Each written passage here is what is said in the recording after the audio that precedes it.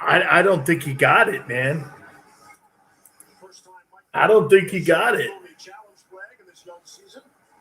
See when he's down in that pile before he lifts his head up, you can't really see when the ball breaks the plane. Right here, there's no way to see where the ball is. No way. You're not going to give that. And the call on the field is that's an Eagles stop, and it's Philadelphia's football. And there's nothing that I saw there that was clear and evident that ball crossed. I mean, I think based on the look from above that it was a touchdown, but you can't say definitively beyond the shadow. No way. Eagle ball. Eagles ball, man. I'd be shocked if this stands. Here's what New York is looking at right now. John, thought? Yeah, you know, it just feels like a score to me. I mean, I get it. You know, we don't have the best angle to really confirm it, but when you piece some things together, where are elbows of other players? Where's the ball in relationship to those elbows? I like it as a score. Is it clear and obvious with the videos? No, but I like it as a TV. Well, when you say it feels like, right, that's saying there's a shadow of a doubt. Yeah. And John, can you change the call because of what it feels like? Your gut tells you. Dude, I think they're going to give him a touchdown, but I don't know. I think they stuffed him.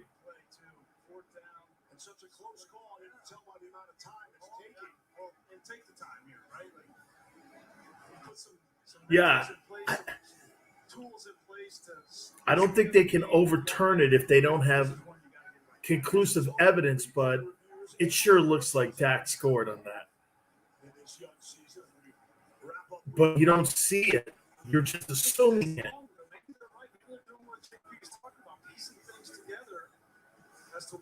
No touchdown? It's going to be one or two things. When it takes this long, it probably should stay it, or they're gathering the administration information. After review, the rolling on the field stands. Wow! Wow! Wow!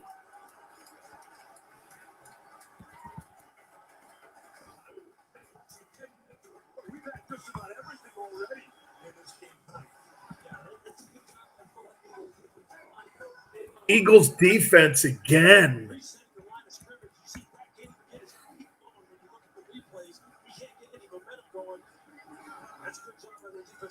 And also in the previous play, the effort to get Ezekiel Elliott down before he got in. Man, I can't believe that.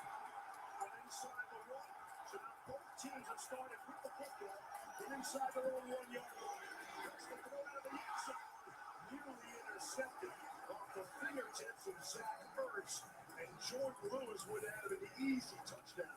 We say his defensive backs all the time. Tips and overthrows. You got to get him. You're sitting here in zone coverage. You got to team back to Wow, dude, you got to catch. Ertz has got to catch that. That should have been 6. No crap. It's a crazy game, man.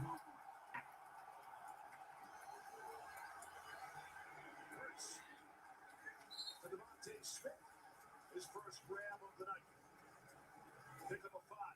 Bring up third down. Now a third down opportunity. This crowd is in the game, affecting the cadence, and you're playing without Jordan.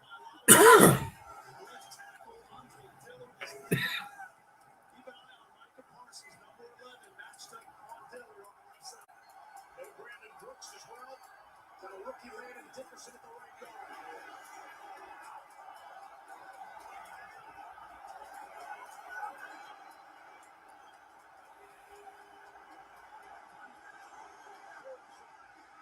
Protection is good. Let's try to run out of there. Really close to a safety. And they will move away. The crowd roars its approval. He almost ran into a safety. Something Jalen Hurts is going to learn from. You do not want to extend plays in your own end zone. The reason why he knew that he could get out of there, throw the ball away, and not have a safety. But the problem is your offensive line. They're trying to hang on, and it's very close. If they get a holding call, that would have been 2 points. Eagles defense is keeping them in this thing. Exactly. Aaron Sipas. Watch those heels in the back of the end zone. What up, Steven? Wilson. Short punt. Should have no time from his own 45. Oh, what a great play. Across midfield. Sachere on a special team stop. 45-yard punt. I love games like this. Eagles.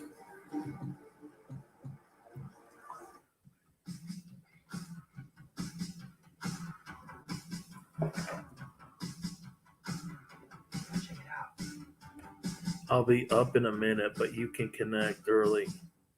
Captain Conspiracy bailed early. Bring the volume back to it. Exclusive ticket access and small bets. One of the many reasons your mechanics platinum. Some points you right. As the best modern-day explorers take me to the ends of the earth. They said we can go further than that. This is a fucking restaurant. What is that? Dude, the Raiders are 3-0 for sure. What are you more shocked with? Carolina 3-0, Denver 3-0, Chiefs 1-2.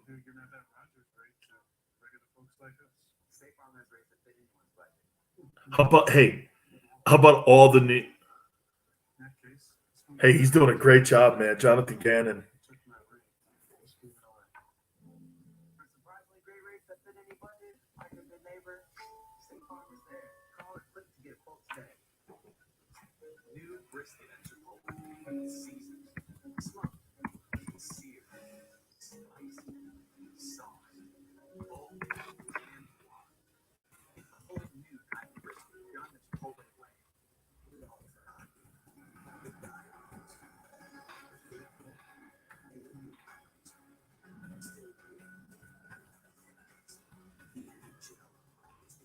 ESPN Plus.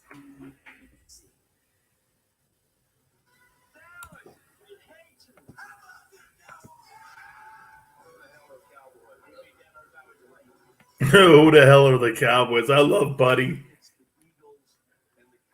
I love Buddy Ryan.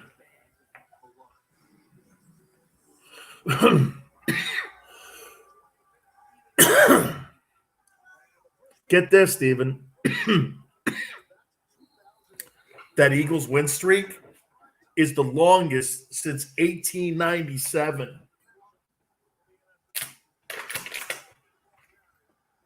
It's the longest since 1897.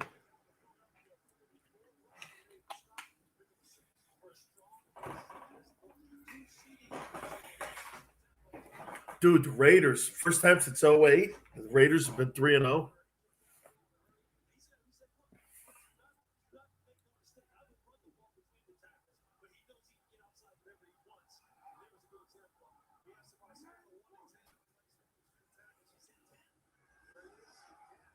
This kid Pollard's better than Ezekiel Elliott.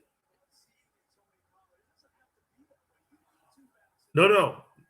The Cardinals' win streak in baseball is the longest since 1897. That's how long they've been playing baseball.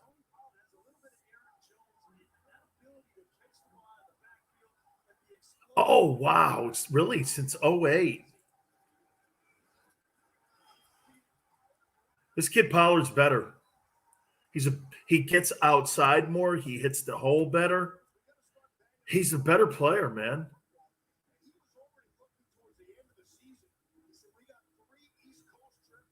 Hey, Steven.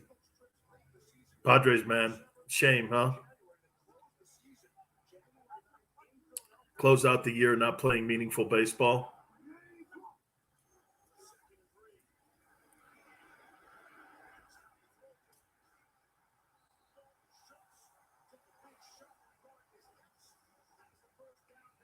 Mets.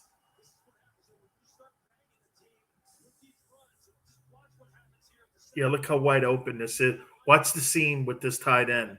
This is what happens. He blocks releases, comes across the middle. That's a good hit.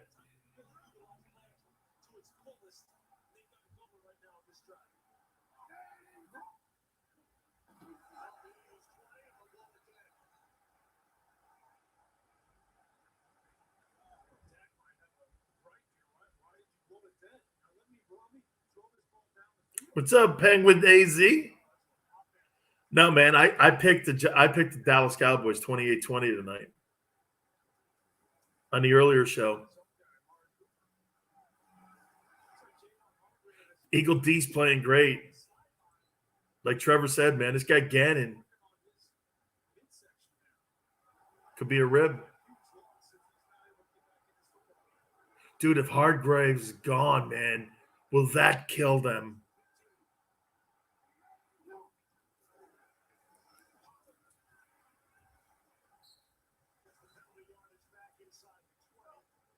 Well, you won't have to worry about betting on Connecticut, UConn football.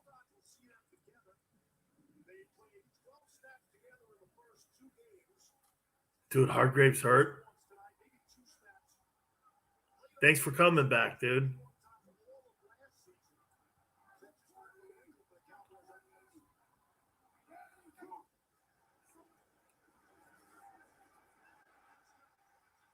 Too easy.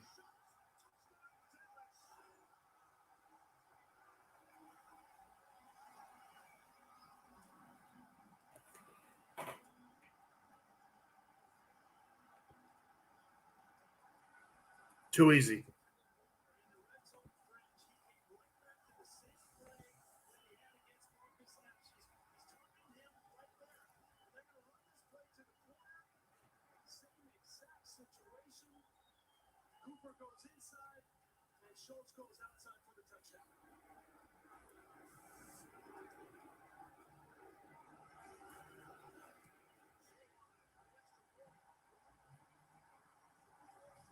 Can't get into a shootout with the Cowboys. Never win this.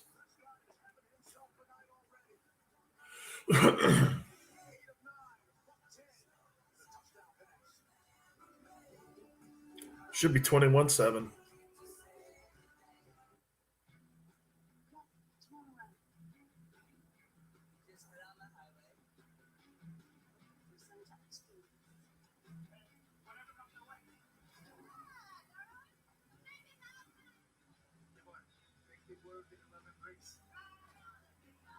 Good for you, man.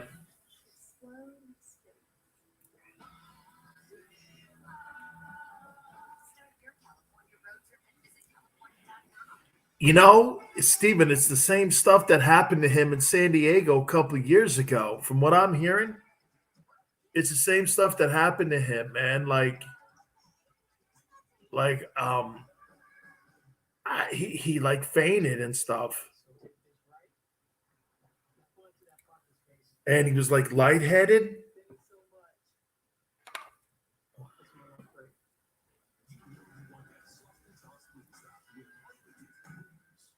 Hey, guess what? No, man, get this. He could be an epileptic. Because they say that he's back at work. He could be that, could be dehydration, but he's back at work. I mean, heart attack guys don't go back to work, do they? Like the next day?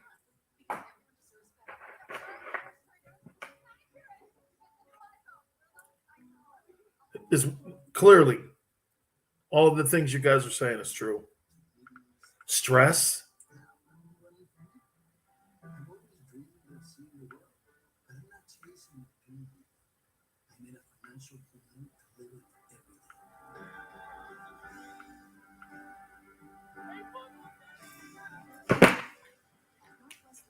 Hey, Junior.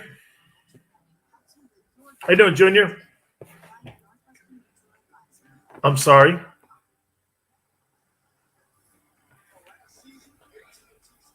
Big Sills is always doing. Big Sills is always doing.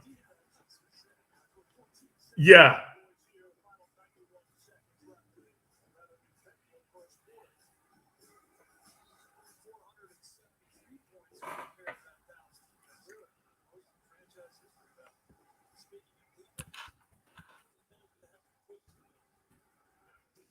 Oh, thank you, Junior.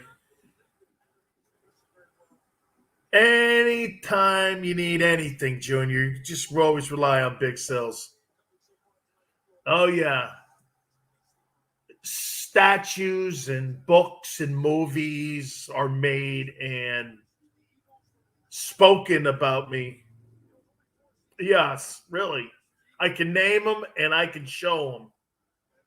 Yeah, I know, kid. I don't think you do. I think if you have to ask, then you better ask somebody.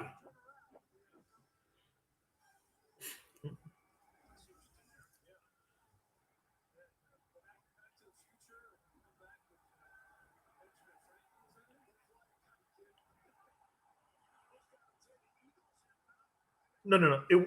It was in Arizona. No.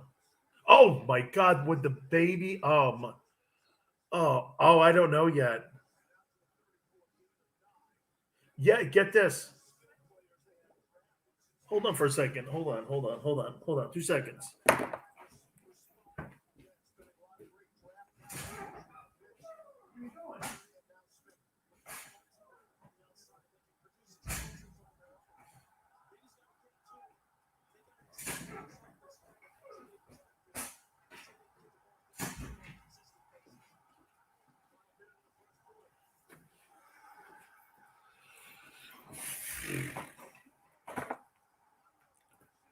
So good.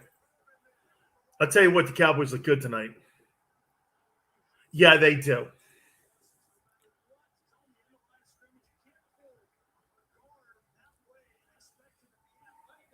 Playing the Eagles, dog. Steven just made a really crappy joke. How about those Phoenix Coyotes? I'm sorry. Hey, wait a minute, Steven. What happened to the Coyotes? Please tell me they folded. Yeah, I can't get that lucky, can I?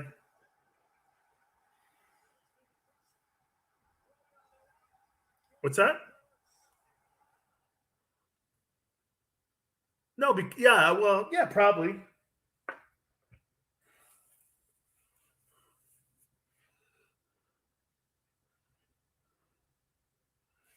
They told you they want you out of the Gila Bend Arena already.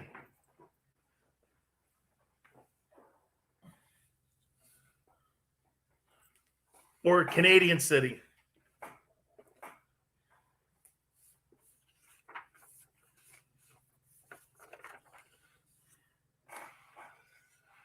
Good evening, America. Dan Sileo, USA Radio Network. Hope all are having a great night coming out of a great American weekend. We welcome you aboard as we always do each and every single night. Man, what a great weekend. What a super weekend for sports. What a super weekend to take your mind away from things.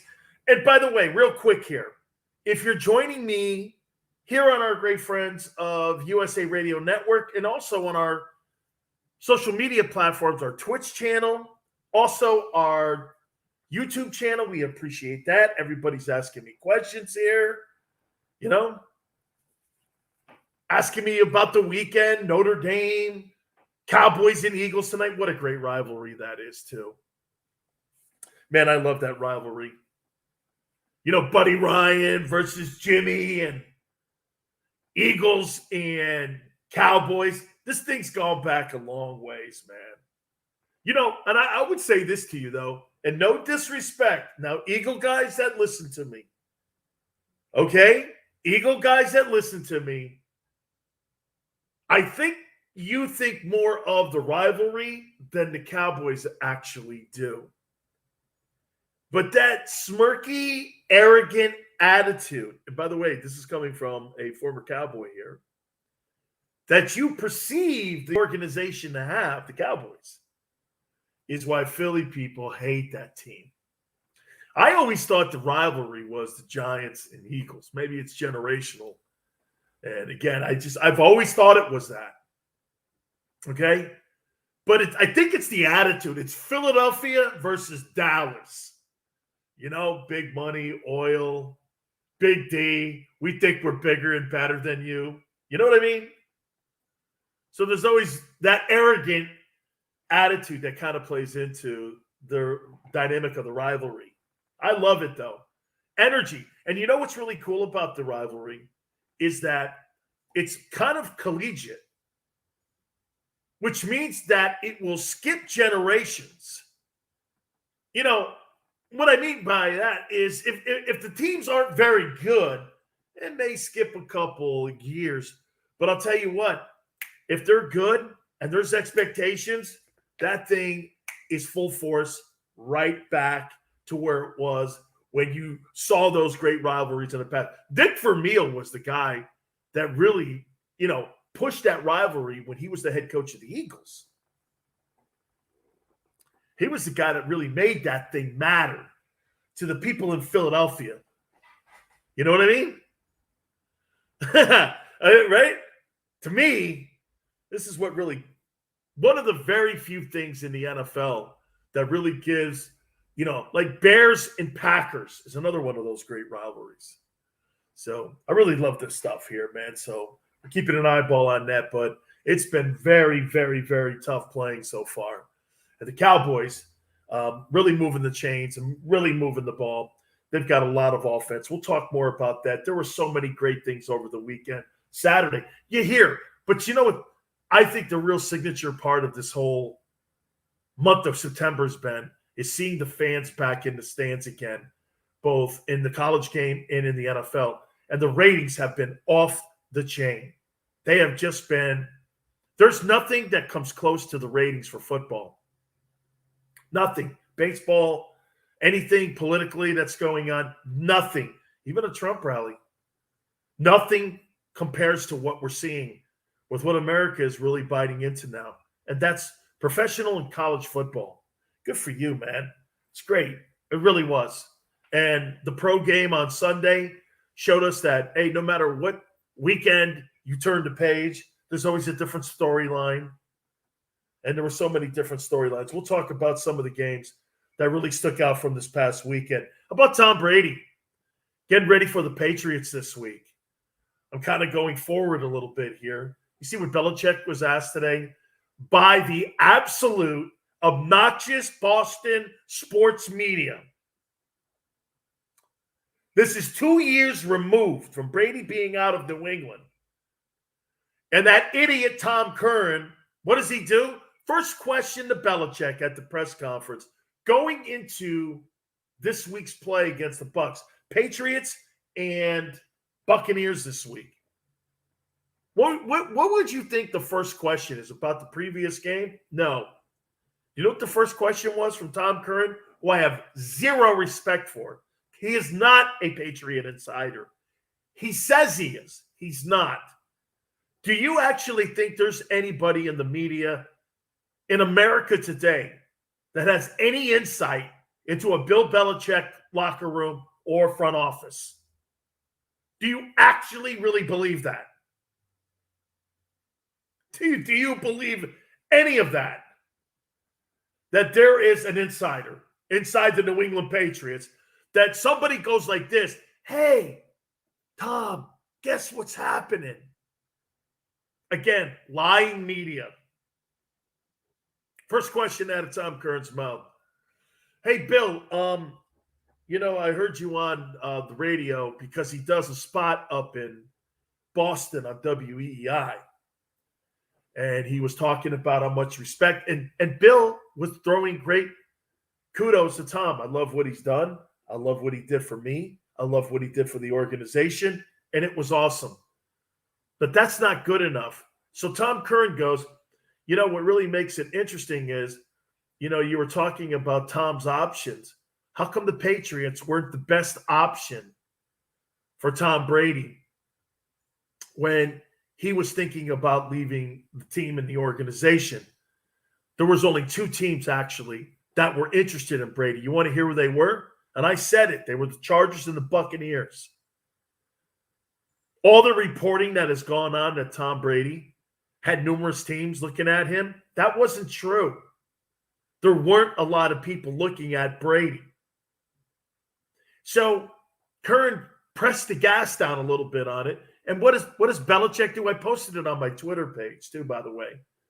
He goes, and basically I'm paraphrasing here, but he goes, we're not relitigating this. It's Buccaneers and Patriots week. I love what Tom did, and I thank him. He said it again, but that wasn't good enough. Well, Bill, you've never ever really expressed your opinion. He goes, well, we had a statement. I'm not going to in any way sit here and relitigate this. It's just not going to happen. It's not going to be relitigated. It's not good enough. They kept hammering the point. My point to you is it's 2 years ago. 2 football seasons ago, and they have nothing better to do. It's the same media that was trying to run Brady out of New England.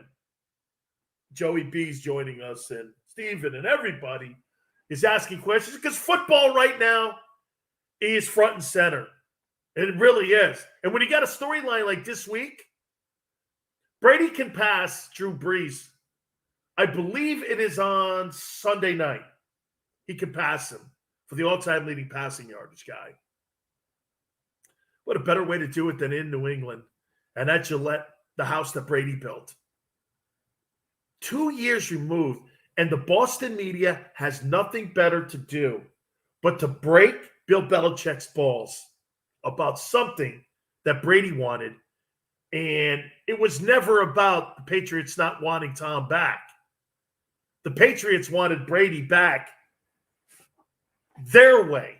Brady wanted more money and more opportunity with better players around him, and he wanted to go somewhere. He wanted a new challenge.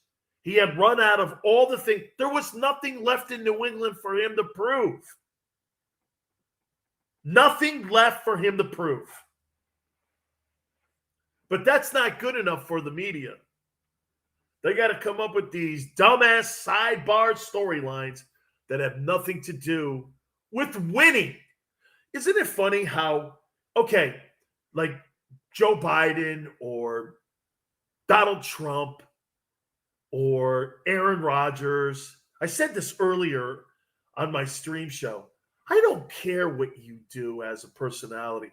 Is it cool that people like Shaq are awesome? Yes, I love Shaquille O'Neal. Shaq's one of my favorite athletes of all time. Great personality, was a phenomenal player. Everything surrounding it. He was just spectacular. It was just great. But that's an added advantage when you're a guy like me. The guy's got a great personality. And you report on him. You love watching him. You love everything about him. But it doesn't really float my boat when it comes to evaluating him as a player. I could care less. I could care less if you like to wear your hair this way, or you are aloof, or you're whatever. I mean, how does that play into your evaluation on whether or not a guy is a truly great player? Oh, I know why. Because that's the stuff that makes the clicks move. Did you hear what Aaron Rodgers said about the Packer organization? Who cares? He's 26-4 over the last 2 years.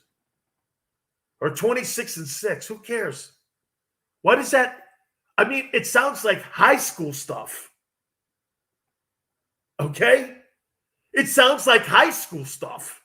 Wait, did you see what he said about my friend? Did you see? He's not really the best guy on the planet.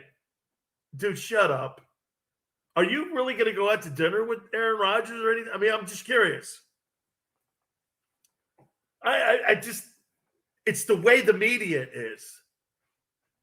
The media gets clicks because they go behind the screen and they go behind the curtain with athletes all the time. And it drives me crazy. Because for some reason, what they like to do is most of the time, media people paint athletes, politicians, and entertainers in a poor light.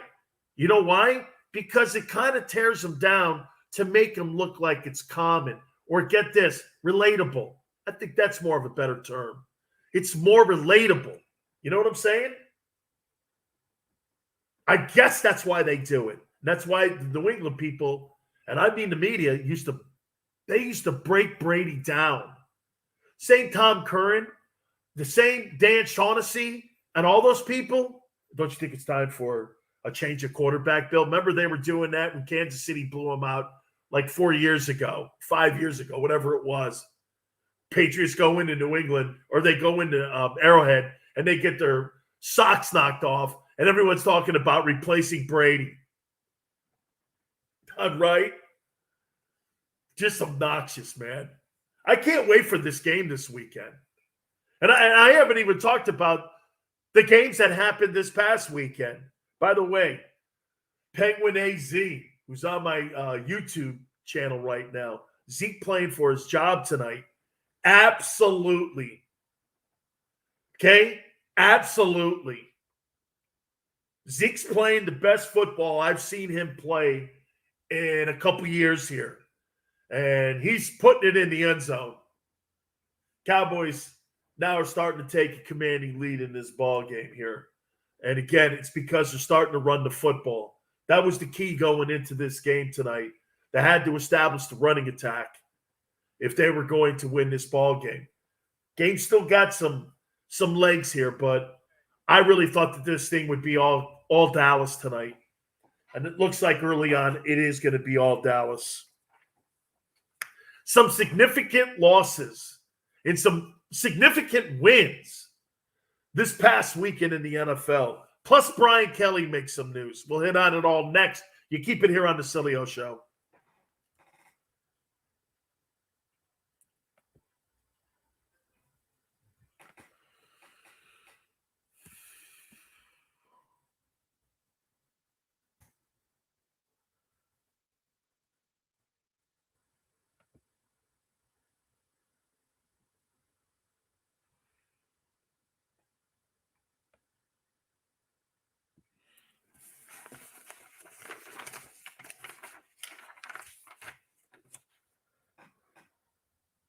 People think I have all the answers, but I think that's because my voice sounds like.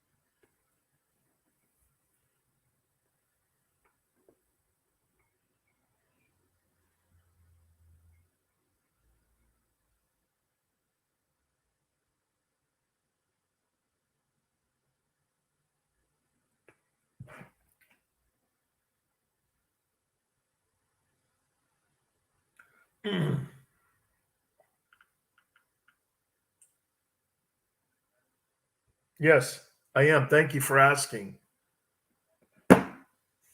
Yes.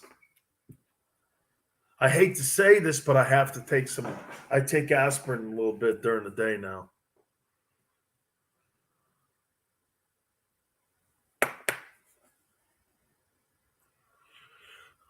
Yes, kid. How can I help you, Junior?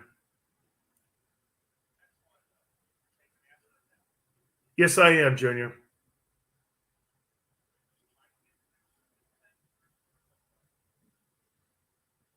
No.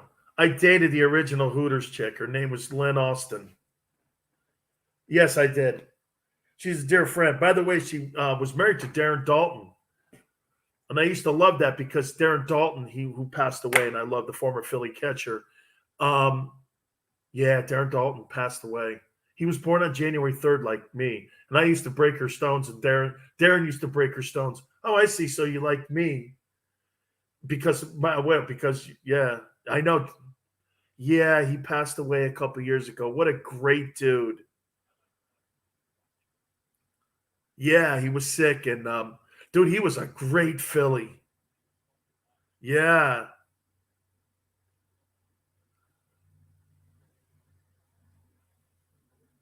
I love Darren Dalton, man. I know. Dude, he's one of those guys. How's that whole thing going? You're such a penis.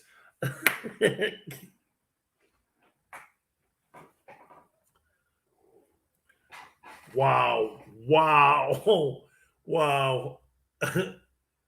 Wow. I like try to get motivated all the time, and it's always good to have Chris O. You give me those nice little motivational stories. Yeah. Dan Sileo, USA Radio Network. Yeah, so like Joey B, who's on my social media platform, my YouTube channel, and that's how you can get involved with the show. By the way, too, is you can post something, I read it, I do that all the time. I don't really take calls anymore because we're trying to grow all of our platforms here, so it's kind of the way we do it. And he was talking to me about recruiting, and my recruiting stories, Notre Dame. By the way, Brian Kelly passes Newt Rockne this weekend in a big win against Wisconsin. I posted this on my Twitter page at Dan Sileo Show.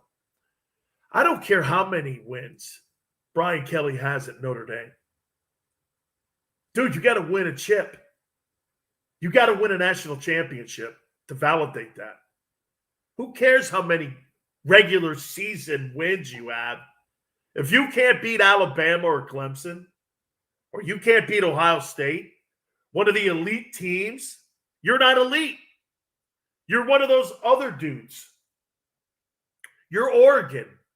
And I don't think you can. Watch this. I'm going to make a point to you, okay, about Notre Dame football.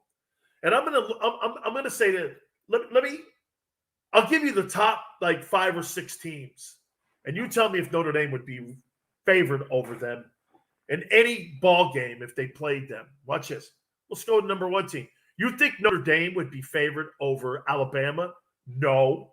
You think Notre Dame would be favored over Georgia? No. You think Notre Dame would be favored over Oregon? No. I'm going 1, 2, 3 here. Do you think they'd be favored over Iowa? No. I do not. I don't think they'd be favored over any of them. They're the most overrated program in the country, man. They have great fans. They have a great media presence. But when they play the big teams, they get smashed. And Brian Kelly will never win a national championship. And I'm comfortable saying this. Brian Kelly will never win a national championship at Notre Dame. It's not shade. It's just reality. They don't have the players. They get the best of the big smart kids that Stanford and places like Duke can't get. It's no, I guess, indictment of Brian. I think Brian's done a nice job actually at Notre Dame. I really do. I think he's averaged 10 wins, I think it is, in his tenure there at Notre Dame. I think he's done a nice job. End of the day, though, nice job at Notre Dame. Nice job at Notre Dame. I don't think so. You don't become the head coach at Notre Dame to do this. Hey, man, that was a hell of a career. Not the greatest, but it was. And when you say you pass Rockne, Rockne's got 3 or 4 national titles under his belt. He was the constant promoter. He'd be great today. Rockne would be a great college football coach today because he knows how to promote the sport. He knows how to push the sport. was really great. Really great. Hey, folks, do me a favor. Okay. If you are in the Valley and you're there for any of these great sporting events that are going on right now at your local Valley Hooters, make sure you get there. By the way, Jimmy Johnson's in the house tonight. I love it. Maybe you're seeing that there at the local Valley Hooters. Great beer specials, $3 Michelob Ultra drafts. Listen, Arizona sports, Arizona Wildcat, ASU, Cardinal football is off the charts. If your fantasy league needs a place, this is your one-stop place. Do me a favor, tell them your boy Sileo sent you to your Valley Hooters. We're going to take a look at Eli Manning Day with the Giants. We'll do it next.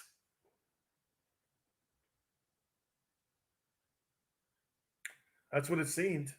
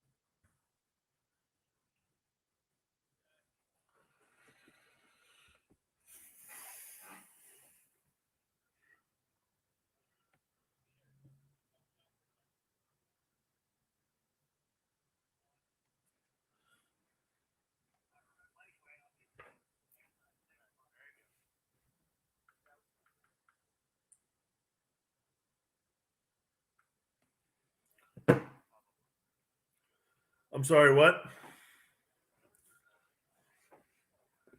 I don't listen to that. I don't care. I don't care. It's no bearing on me. I'm talking to you, Junior.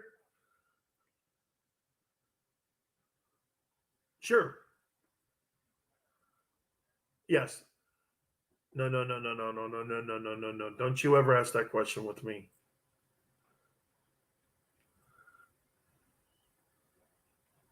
No. And if you did, I don't remember, but you didn't. No, no, no, no. You had every right to, though, man. Yeah.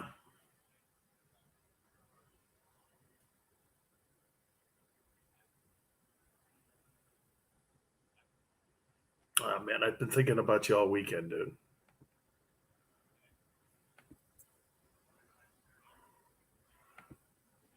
You know, my aunt says a prayer for you every day.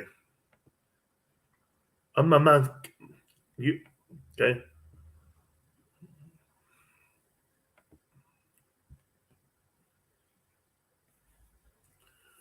No,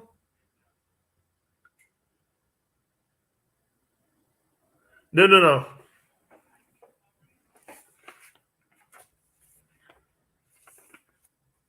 no.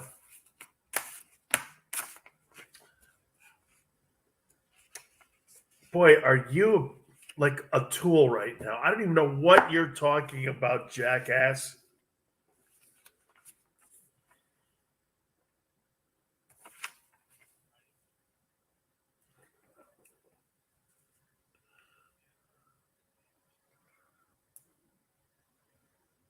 How's everything going with the company?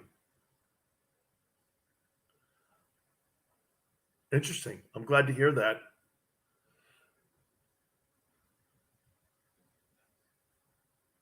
I know. I got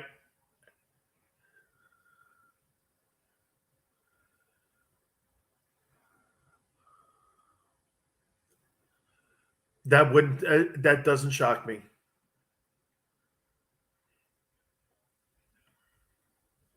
Absolutely. I sent her a text. She didn't text me back, but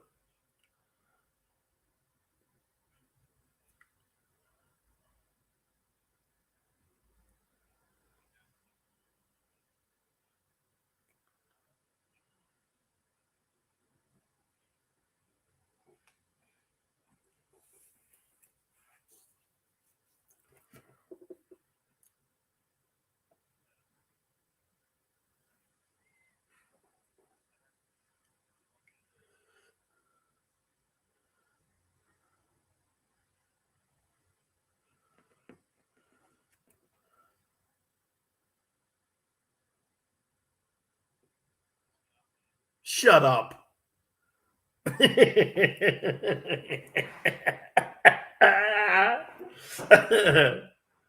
Shut the fuck up. Yeah, don't cry. I don't need it.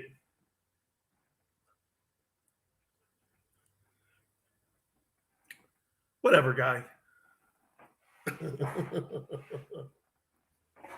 Oh, okay.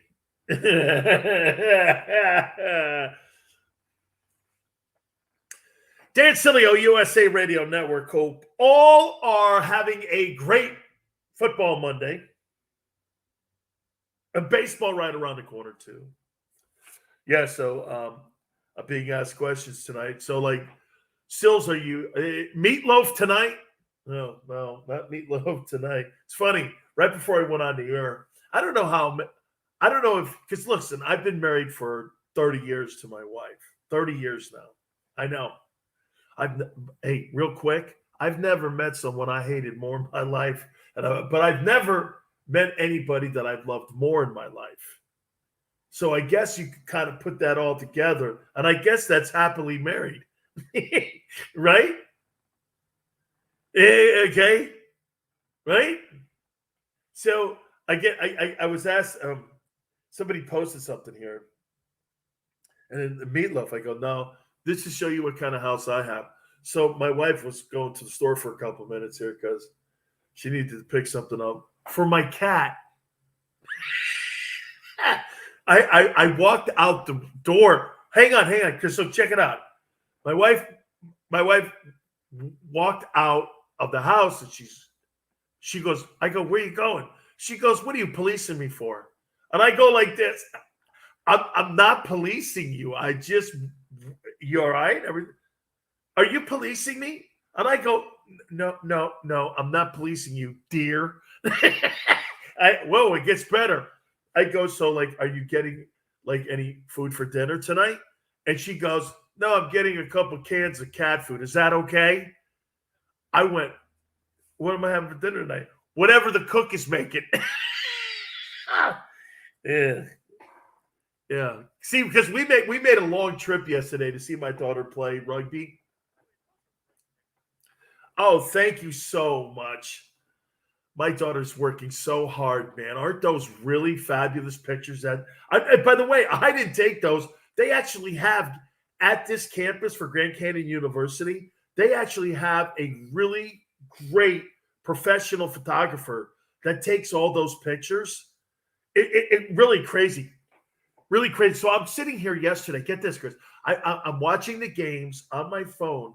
I'm sitting in a downpour, and I'm watching this, and I'm freezing my ass off yesterday.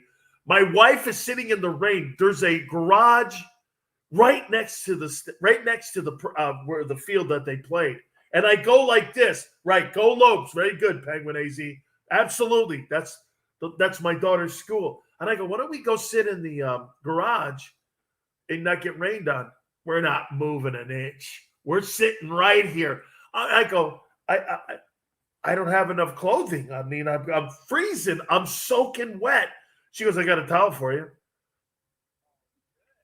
Oh, no, I put that over my head. She goes, oh, here, you want to use the blanket? Go ahead, too, but I'm not leaving. We're going to sit right here. So I'm sitting there in the rain yesterday watching my daughter play. My aunt's going, where are the pictures? I'm sitting there going, hey. And I'm going like, and so tonight I go like this to my wife. I go, so where are you going? What are you policing me for? I'm not policing you. What are we having for dinner? I'm getting 2 cans of cat food. Is that all right?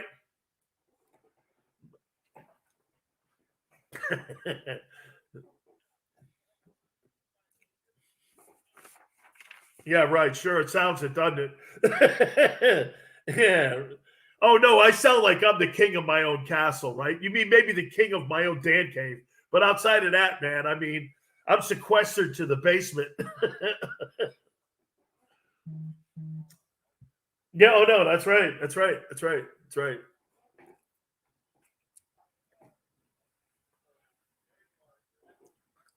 Yes. Yes. Oh, yes. Oh, no, my cannolis were frozen solid. Yeah. No. No. Can we go and get some shelter? No. Wait, there's a parking garage right there. No, I don't care. Wait, watch this. Here's the perfect. Always this. Watch. Wait, you can go sit up there. I don't care. If you want to go do it, go ahead. It's like a guilt trip that you get sent on. So I'm like, okay, I'll sit here with you, and I'll get rained on and pissed on. I mean, rained on, and just sit here and watch. I'm not going to leave my daughter watching their game right now. And I'm like, yeah, right. So wait a minute, wait a minute, because I'm cold. I'm leaving my daughter. And I'm like, oh my God almighty, man. She goes, I'm watching this game. We're sitting right here. We're not moving. We didn't move. And there I am I'm sitting on this steel chair, freezing my baguettes off. And I'm watching this thing going on. And I'm like, okay. And I'm watching the games. My wife's like, well, you are watching, your daughter play, correct? And I go, I'm going in between the timeouts and stuff. I got it. I'm not doing anything here. I go, holy God. And that's why I went like this. I go, so like when she was walking out for the 2 cat cans, she goes, why are you policing me? I go, well, listen here, lawn cop. You were after me yesterday when I was watching a couple games. And, oh, no. That's when I went like this. What's for dinner tonight? She goes, whatever the cook's making.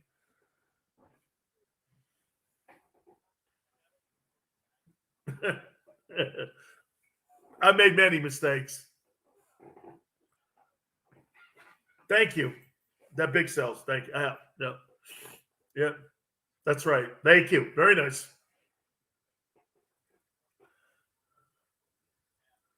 I can't do that. I can't go tit for tat with her. I can't do that because I always lose. I try to. No. I try to. I get beat on that all the time. Yeah.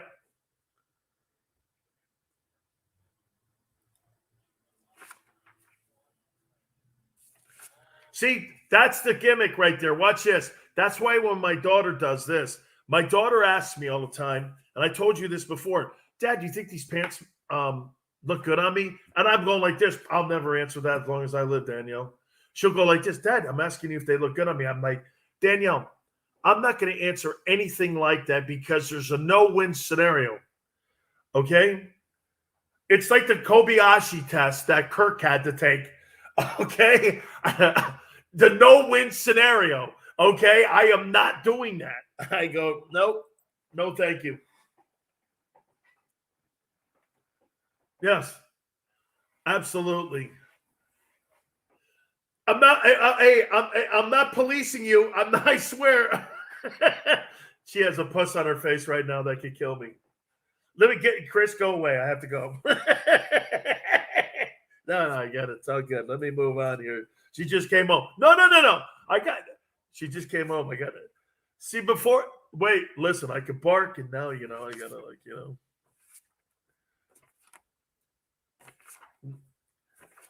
She's feeding the cat my dinner.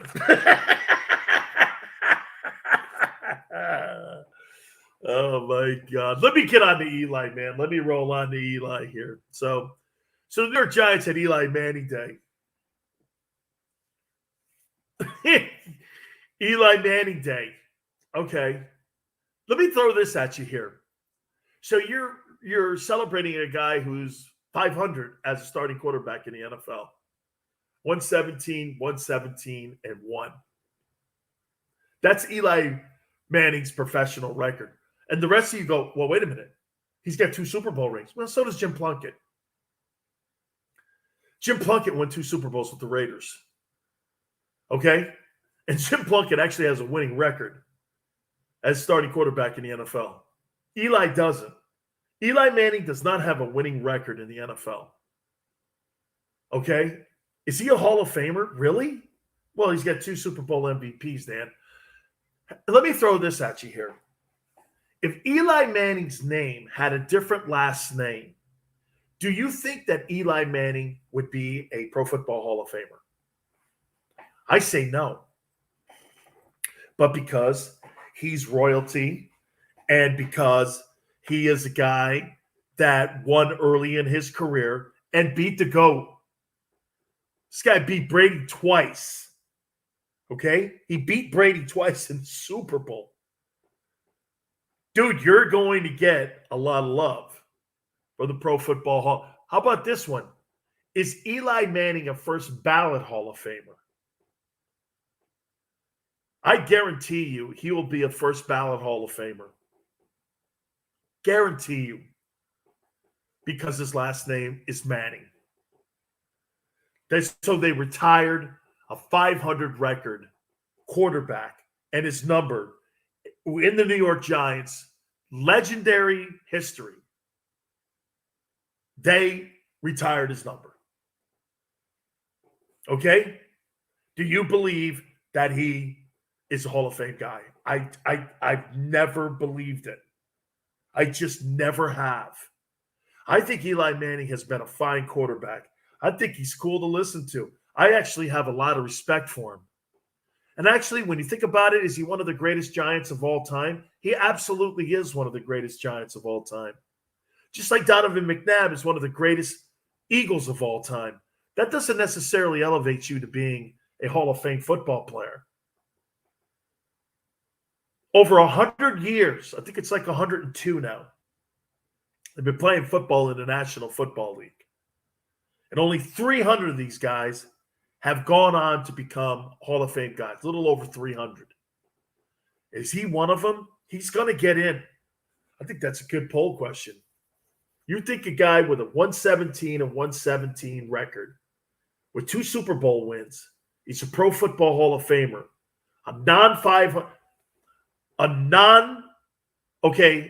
over 500 winning quarterback, you're going to put into the Hall of Fame. He's average. His record is average. But those 2 games, hey, wait a minute now. To make the point even more, Joe Namath doesn't have a winning record. You know, Joe Namath's actually thrown more interceptions than touchdowns. But he had 1 game, didn't he? Okay, there's your precedent. Was Namath the Hall of Fame quarterback? Namath had Hall of Fame talent, but his numbers are not Hall of Fame. There's nothing exceptional about Namath's numbers, except one thing. That game against the Colts in Super Bowl III that tied the leagues together with the NFL and the AFL, right? So if it can work for Namath, it can work for Eli. Here, I'm talking myself into Eli being a Hall of Famer, I guess. Right? Okay? It worked for Namath. If Namath can get in, then, right? But the Giants, I have never in my lifetime, guys, seen New York football professionally this brutal. The Giants are 0-3. The Jets are 0-3. John Mara, of the New York Giants, was throwing trash cans in the owner's suite over the weekend because the team is so bad. 0-6 between the 2 teams. I don't know if I have ever seen NFL football so bad in New York. By the way, hey, the team in the state of New York, well, there's only really one. But football in that region, it's the Buffalo Bills. They dismantled Washington. Right? I mean, man, New York sports right now. The Yankees, the Mets, the Knicks, the professional football teams stink. Stink. I mean, look at Tampa sports. Wow. The Mets and the Nets do. Maybe the Nets do something this year. I don't know. The Knicks surely won't. They were a surprise a year ago. Yeah, okay, the Brooklyn Nets, I guess so. Did they get bounced in the playoffs? That's a yes. They got bounced. At least. Yeah, well, Chris said this in my ear. They made the playoffs. Well, when you have James Harden and you have Kevin Durant and Kyrie Irving, I'm hoping for a little more than just, dipping your toe in the postseason. Those are 3 of the top 10 players in the league right now. and you dipped your toe in the playoffs, congratulations to you. Get this, bank. Right? Bank. Thanking me for not robbing the bank. You got Kevin Durant, Kyrie Irving. You see Kyrie Irving today on the Zoom call? Did you see what the guy was doing? Yes. Yeah, I don't know if I'm going to go through the protocols of, the COVID because, I'm not sure about all the science and such. I was like, my God almighty, man. No wonder the world's flat to that dude. Oh, wait a minute. That's your head, Kyrie. Hey, don't forget, do me a favor. Go over to my friends at podcasterwarehouse.com. Use the promo code Sileo, S as in Sam, ILEO. 25% off of everything. That's there. Shipping is free. $5 to $5,000. Who just said this, man? Oh, one of my guys on my social media platform just asked the question. Are the Rams legit, Dan? They beat Brady over the weekend. Absolutely. We'll hit on that next. You keep it here on the Dan Sileo Show.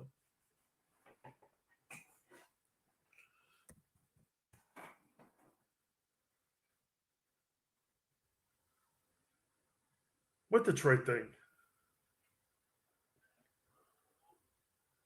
What was it, 56?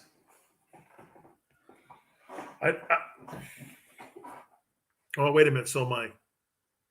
Hold on. I'm going to watch it here.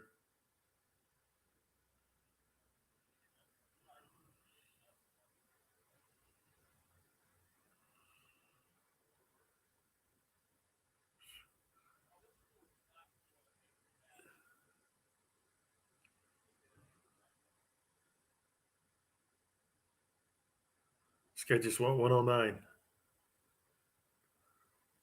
Yeah. By the way, that's a great call because we're on in Phoenix. That's a great call. Remind me of that because we're on in Phoenix.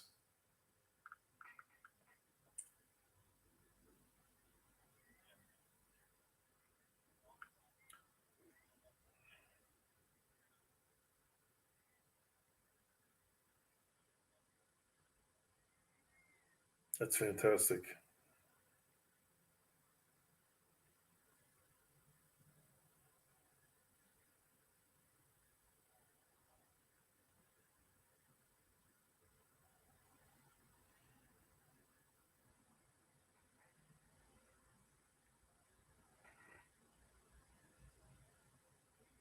I love my daughter's college.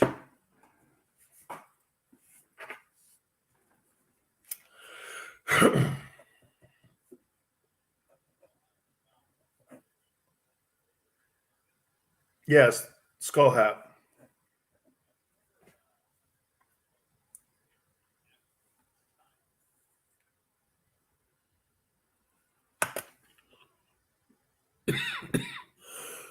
Let me see here. No. Yeah. Dude, I don't get. And but by the way, I don't care. I don't. No.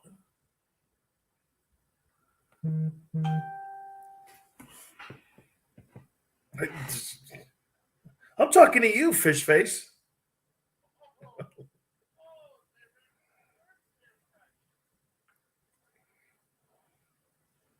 I don't have a lot of faith. I'm going back a couple of years here, but in his rookie season, he actually allowed the highest pressure rate of any offensive tackle in 2019. That's with the highest blown block rate. And then in the 2 summers I've seen him since in training camp, he has. Wow. Wow. Look at Jimmy.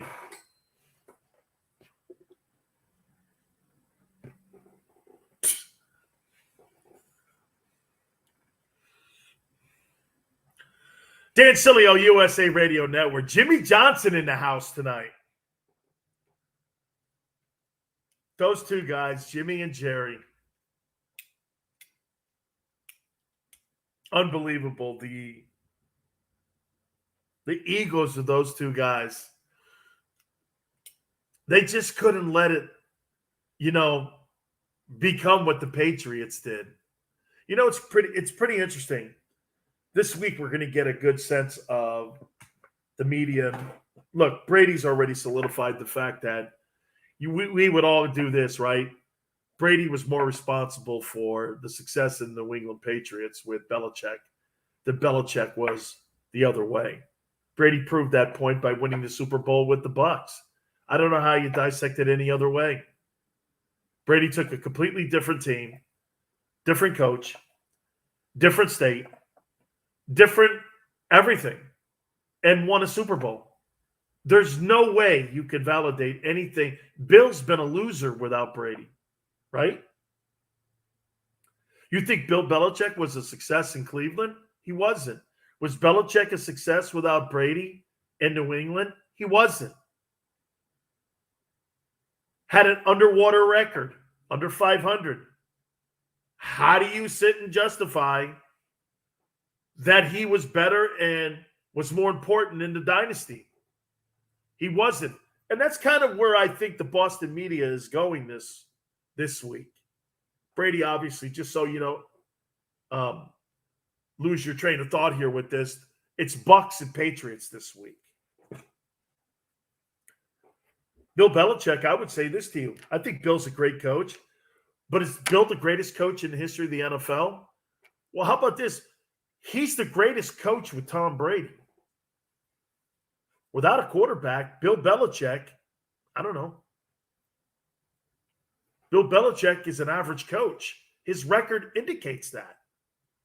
Dan, so you're saying that a guy with 6 Super Bowls, I'm saying that a guy with 6 Super Bowls that had Tom Brady on his team is fortunate that Brady was on his team.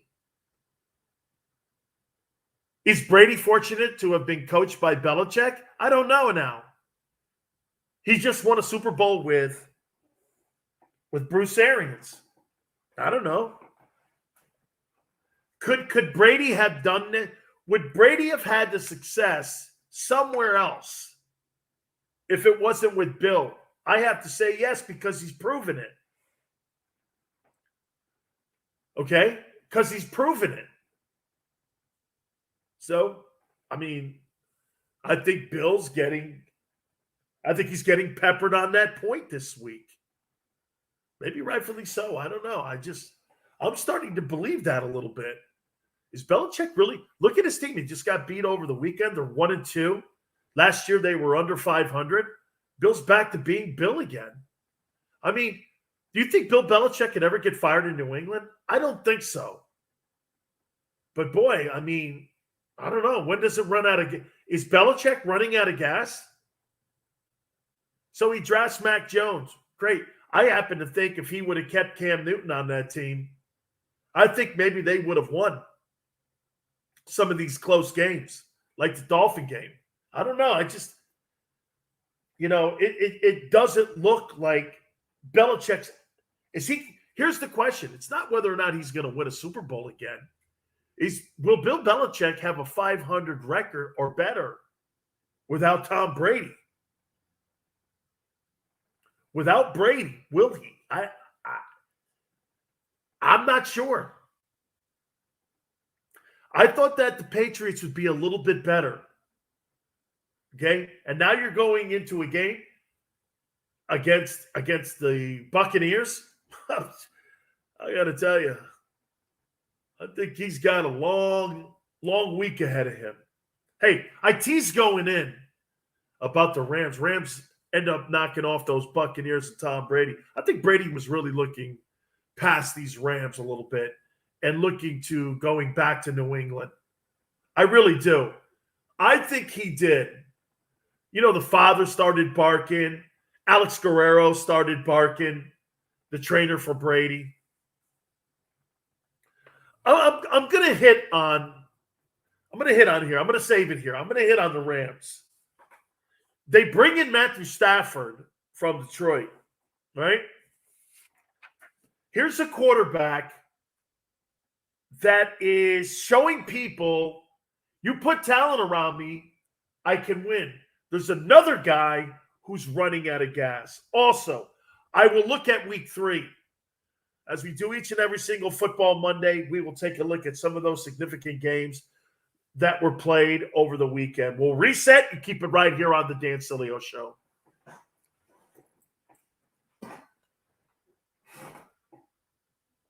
Right back.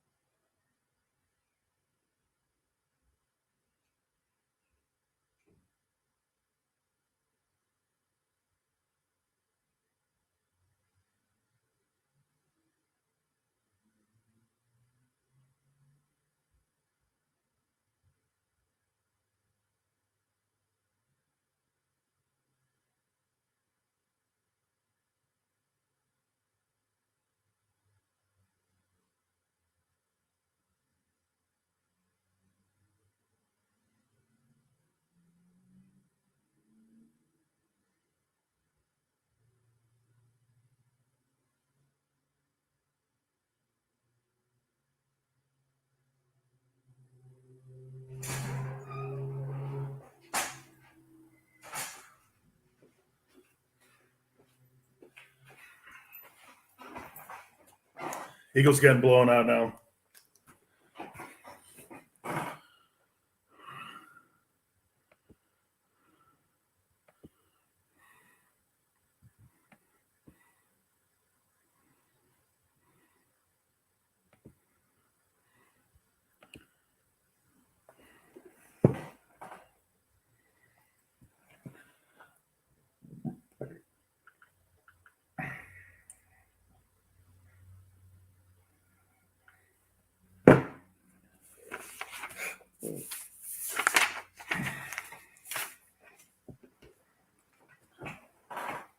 Shut up.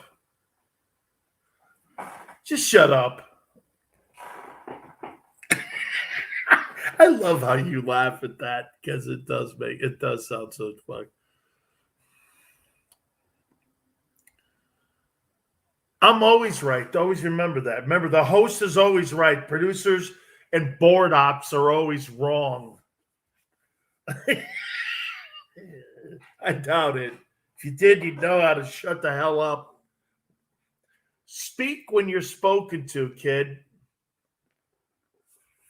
I heard the gulp where you held your. Good for you, man. You're wonderful.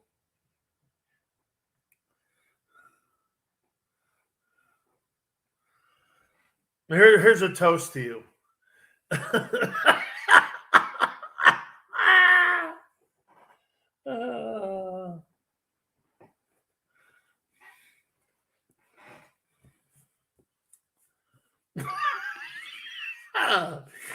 Oh, man. I'm so sorry. Are you okay, Quissy?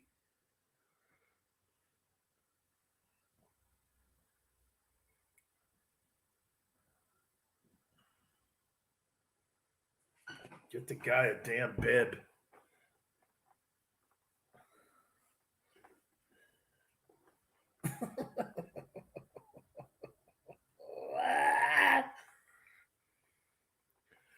May your love come this way.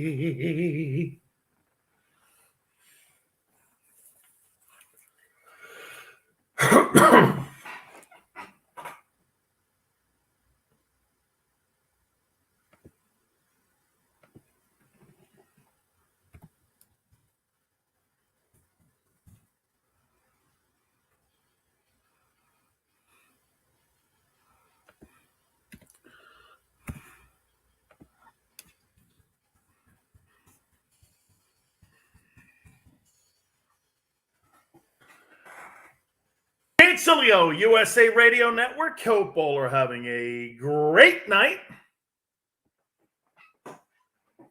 I just tweeted out Jalen Hurts is awful tonight. Needed a giant game from the kid. Going into Big D into Jerry's world. Cowboys have all the ammunition on offense. Zeke's going tonight. Haven't seen that going too much, that train, right? Tony Pollard has been exceptional. The offensive line is taking control, and the Eagles are banged up. Jalen Hurts has been awful tonight.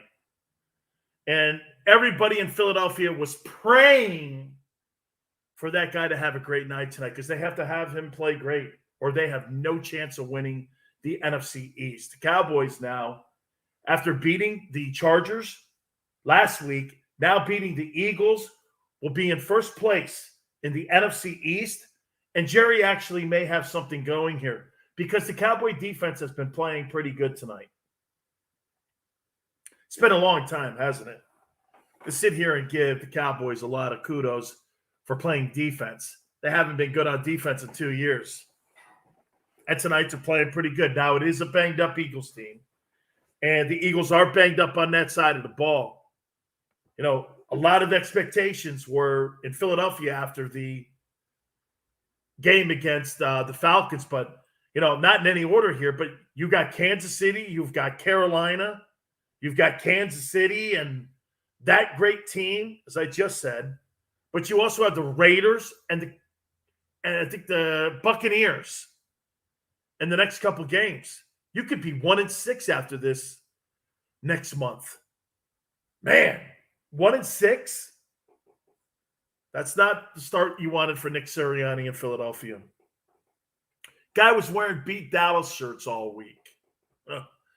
Hey, Henry High School, if you lose. It's a good thing if you beat them. Now, they're going to get the Cowboys in Week 17 of the NFL season.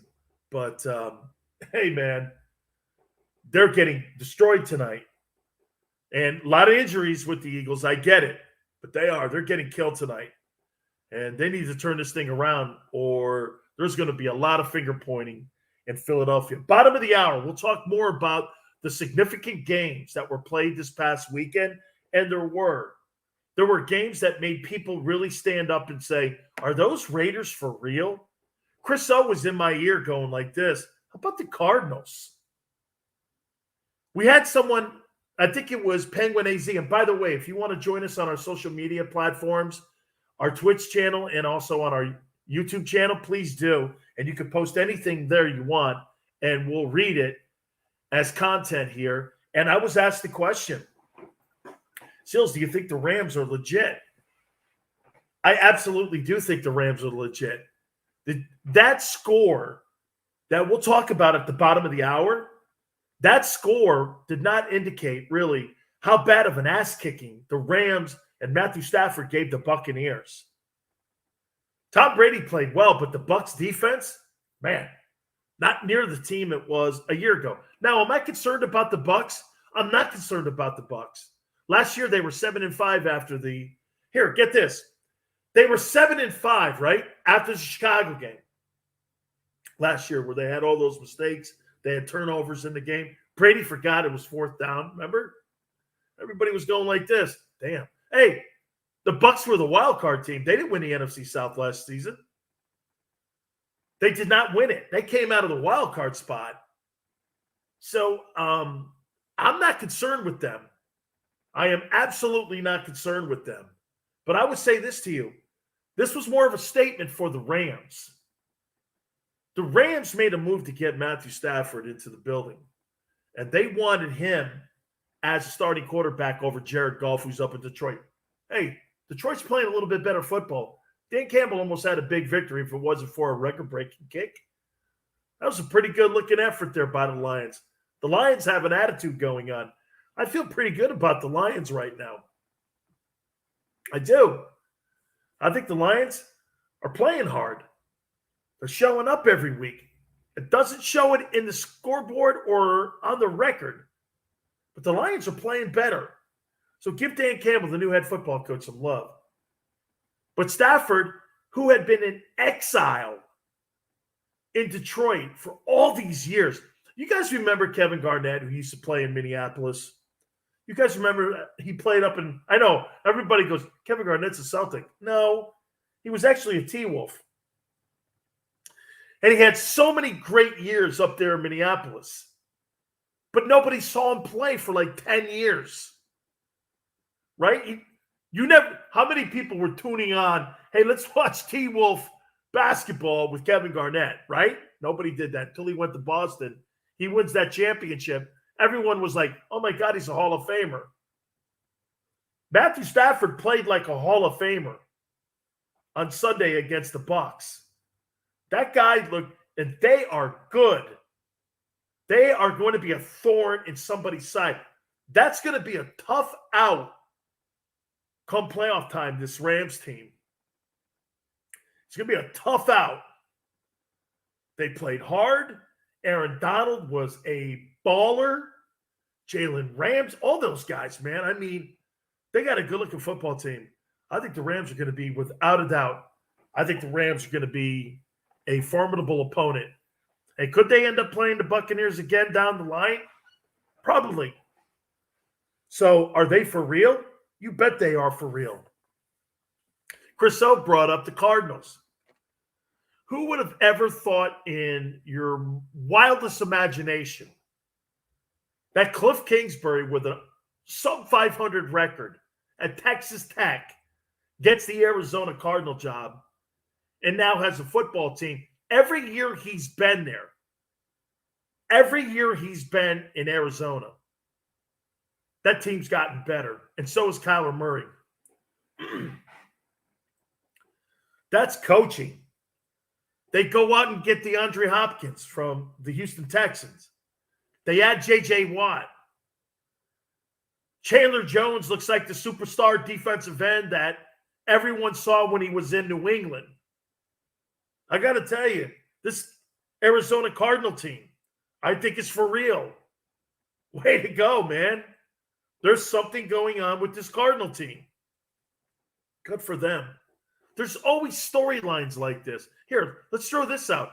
A guy that I have been absolutely critical of, that's John Gruden. So John Gruden has a 3-0 football team. Way to go, John. John was coming into this season with his second time in Raiderville. He was 19-29 as the head coach of the Raiders. He had a good record his first time with the Raiders when Al Davis was alive. Now he's improved that record. And get this, now he's 22-29.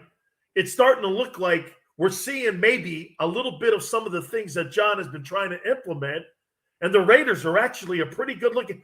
It's the first time that the Raiders have been 3-0 in a long time. Are they real? I don't know. Here, let's throw this into the mix. The Chiefs end up getting beat by the Chargers over the weekend. That's just another significant game. We'll look at all the numbers and all that at the bottom of the hour here. But here's something that you ask yourself. And you know what's funny? In the NFL is like any other sport. It's knee-jerk reaction Monday. What we're saying today, you've got to take in context. And you've got to have proper perspective on it.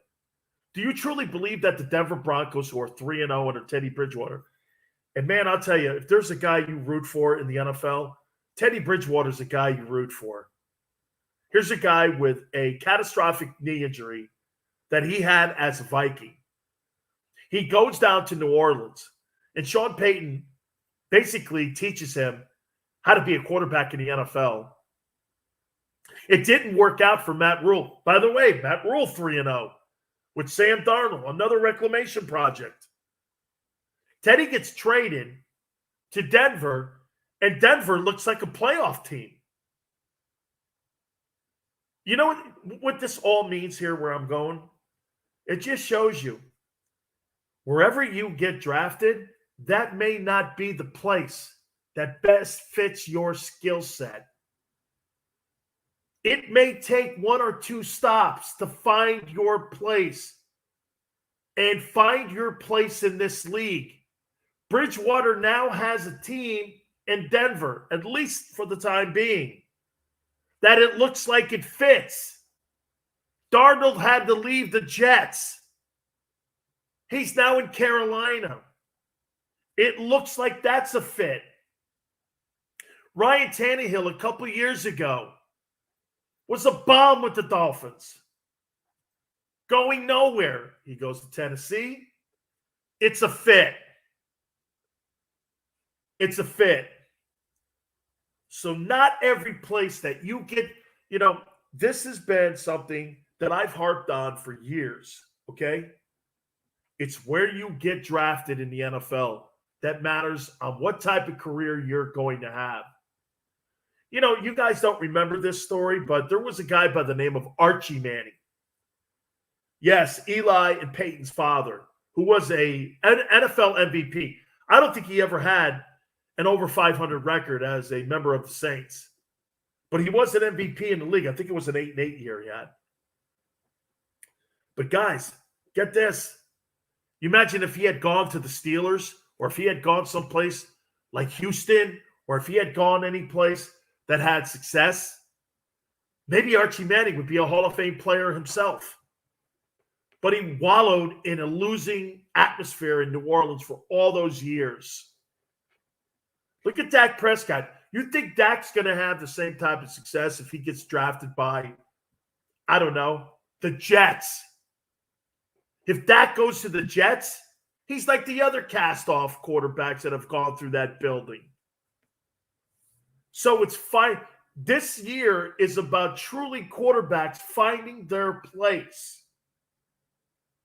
And finding, guess this, you may not have had success your first stop, but the NFL is now looking at reclamation projects. Instead of going into the draft, there may be a guy, this kid Dwayne Haskins. If I were the Pittsburgh Steelers, Ben Roethlisberger's shot. He looks old. He looks like he can't play anymore. I would give Dwayne Haskins an opportunity to play. Look at what Jameis Winston is now doing in New Orleans. This is really a storyline that a lot of people aren't circling. All these new quarterback changes with their zip codes, it's looking like it's panning out. You know, you do your due diligence, you talk to the player. You know, I think COVID had a lot to do with that last year, where guys didn't have an opportunity to get interviewed. And you know what's out there? Cam Newton's still out there without a job. That shows you how everybody is pretty happy right now with the quarterback play that they have in the building. And if I was Washington, I might do this. I might make a call, and I might sit there and say, Cam, listen, I just have to come play in Washington. We'll take a look at all these games at the bottom of the hour here. Big Ben finished. How about Carson Wentz's weekend? We'll hit all that. Keep it here on the Dan Sileo Show.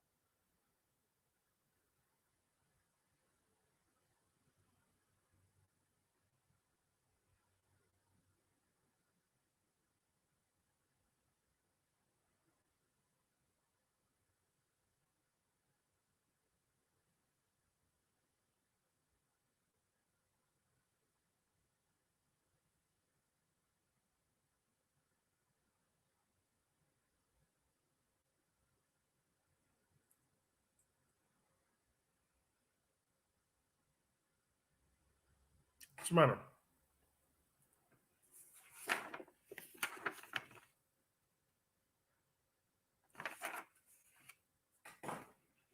Zeus.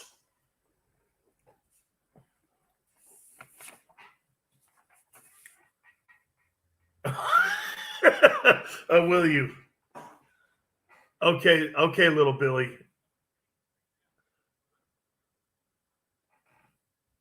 Okay, little Billy.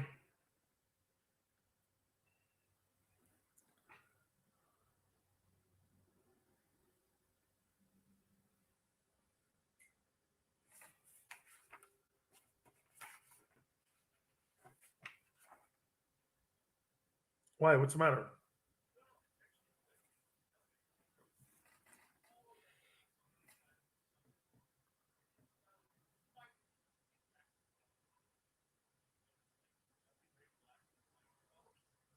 Oh, Jesus. Please don't. Funny. You have some wit to yourself.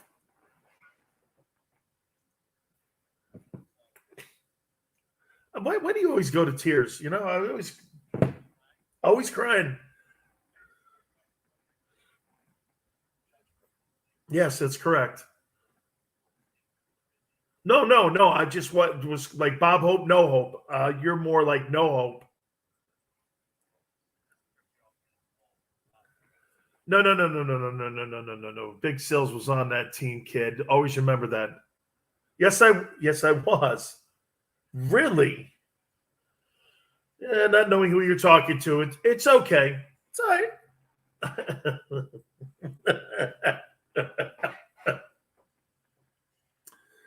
Dan Sileo, USA Radio Network. A lot of fun here, man. Hopefully everybody's having a good time tonight. So many great, again, storylines that I love, man. No wonder the ratings are high for sports and for football, man. I don't know. How about this? Who's going to win the national championship in college football? Alabama. Until somebody proves otherwise, it'll be Bama. Who wins the Super Bowl? I couldn't tell you. I could not tell you. Sileo, if you thought who was going to win, the NFC, I going into the weekend, I maybe thought the Buccaneers were the favorite. Now I'm not sure. Packers look like they found themselves. Rams look unbeatable. How about over in the AFC? Well, look at the Chiefs. They're sitting at 1-2. I don't know. Are the Browns really that good after losing the first game to the Chiefs? They were very competitive in that game. Could the Browns be? Hey, what did I tell you too on Friday? Make sure you take the Bengals over the Steelers. Steelers look like they're on vapors. Could Mike Tomlin get fired at the end of the year? Highly doubtful. But if he did, oh my God. That guy would be unemployed for a minute before somebody would hire him. I think 75% of the league would go after him. Packers look like they're, Got on my social media platform here on my YouTube channel, Penguin AZ says, go Pack, go. They look good, man. That was a significant game versus the 49ers. The 49ers had destroyed them. Out-physical them. It's like being in a fist fight if you're Green Bay with one arm tied behind your back. San Francisco used to just take them over their knee and spank them every time they played them. And for Aaron Rodgers to get that win, by the way, too, you noticed the media today, what they were doing with Aaron Rodgers? They had to backtrack a little bit because last week they completely laid him out. Okay? Because get this, if Aaron Rodgers loses to the Saints, all hell breaks loose. If he beats the Lions, all hell breaks loose. If he wins, he loses. If he loses, he loses. He's become a professional whipping chair for everybody and a lapdog for all the media guys because they don't like his personality. As I said here earlier, I don't care what Aaron Rodgers' personality is. I just care he wins ball games. I never cared about that crap. Well, he's not the nicest. Who cares? This is not a popularity contest. Hey, I'll tell you this. My friend Steven here on my YouTube channel. How about Derek Carr's play?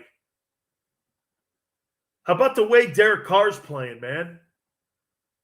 Derek Carr right now is playing MVP football. And he's in the conversation for the most valuable player award. Remember a couple of years back, I think Del Rio was the head coach then. And they were on really a great run. Then he ended up getting a leg injury. And it knocked him out for the season. But he was on pace for the most valuable player award. Guy's a great, great player. Maybe the most underrated player in the league. By the way, this goes out to our friends, all our friends outside the Phoenix area there and inside the Phoenix area with our Valley Hooters. Please make sure you get there. Arizona State, Arizona. Cardinal football is off the charts. $3 Michelob Ultra drafts, fantasy football, all the food specials, UFC nights, they have them there for you. Please do me a favor. Roll into any one of these locations. And make sure you tell them that Big Sil sent you. All right, we're going to take a look at some of these games from week 3. There were some great ones and really some telling stories. 3 games make a trend, folks. We're getting a sense of who these teams are. We'll hit them next.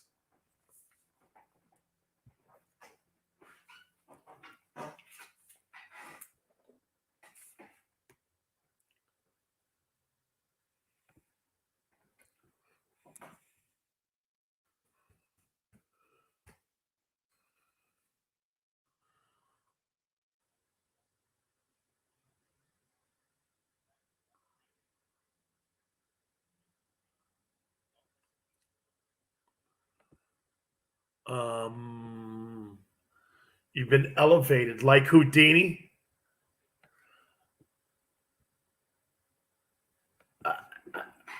Who am I speaking to?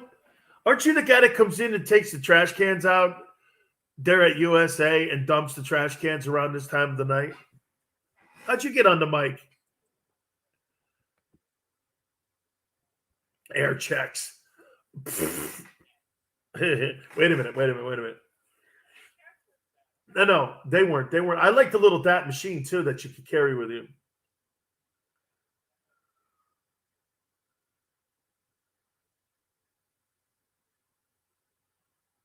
You know the great Pete. I had a PD once. He wasn't really a PD. He was a director of programming. His name was Gabe Hobbs, right?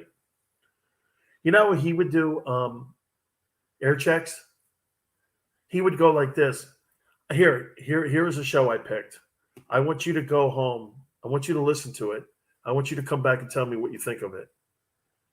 And then we'd go over how I listened to the show. And he would go like this. Well, here's my thoughts on it. Okay, and what you just said. And so it wasn't sitting there going through every single segment and doing all that BS stuff. He would want to get an overall synopsis of what I thought of the show.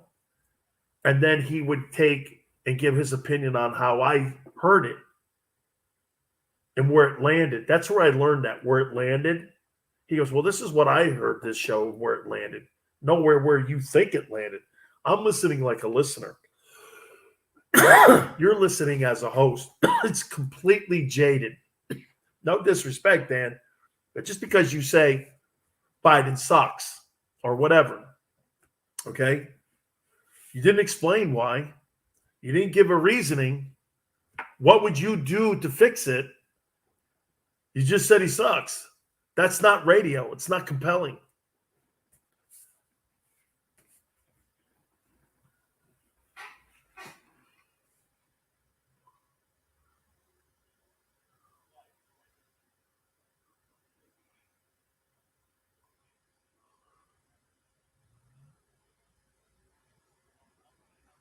Yeah. And so he thought that it empowered the host to have more control over how he presented the content.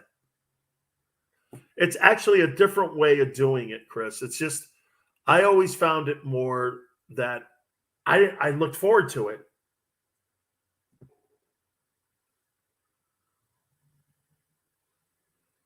Having a PD sit over your shoulder for 12 segments is not something anybody wants, because I get that you think you're some sort of like guru, on-air guy or whatever you are. You're some talent evaluator. But, dude, just because you hear it that way, I mean, I could pick some of the shittiest shows in the history of radio, and they've been some of the most successful shows. Howard Stern is the worst teaser of all time. But you know what? It didn't matter.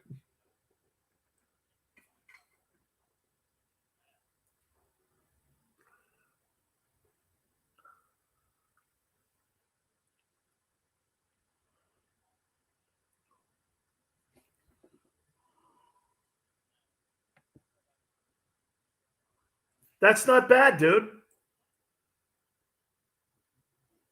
What platforms you put it on? Good for you. Yeah.